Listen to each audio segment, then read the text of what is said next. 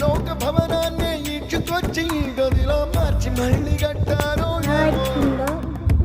కాలము తెలుసు మంత్రగారడి తెలుసు రెంటి కన్న ఇది ఇంకోటేమో నీలాకాశం నేలాకొస్తే ఇట్టాగే ఉంటాదో ఏమో